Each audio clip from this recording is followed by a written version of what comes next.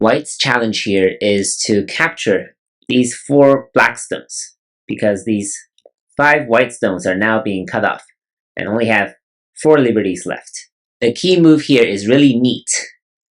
I didn't cover this in the capture technique chapter, but it is something that you should be able to calculate by your own. The intuitive thought would be this cut, right? You would hope that black connects here, and now white can capture these 4 black stones very easily, like this. Black cannot escape this way. But the problem is that black can escape by Atari. If white captures here, black can escape like this. There's no way for white to enclose these 6 black stones after number 4. And if white tries to squeeze, this also doesn't work. White can get a few Atari moves with 3, 5, and 7. But after black's number 8, black has 3 liberties left, and there's no way for white to enclose black. So this is problematic for white.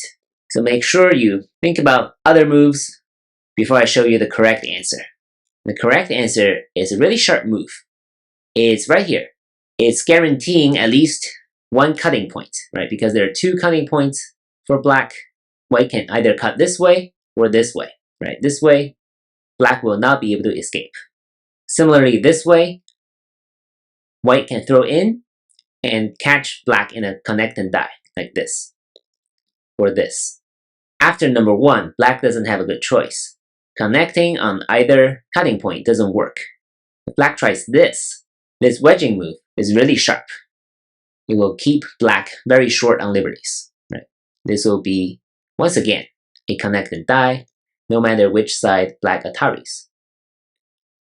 And of course, if black plays something else, white will be able to capture black this way. Right? Black cannot connect at number 6. Or like this.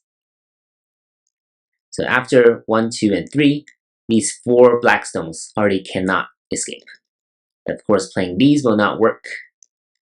These will not be helpful, and this one will not be helpful either. So we tried all the black responses in this area, and none of them will work. So that is why number 1 is the key move. So it's not that easy to find, because as beginners, you might be thinking a squeeze like this, but it doesn't work in this scenario. So you have to calculate 8 moves and find out that after number 8, black actually has 3 liberties left, and that's not possible for white to enclose black. And that is why you need to think about this move, number 1. As always, you just need to calculate on your own for each pattern. You cannot rely on your intuition too much. I hope this pattern helps to illustrate that point. Good luck, and thank you for watching.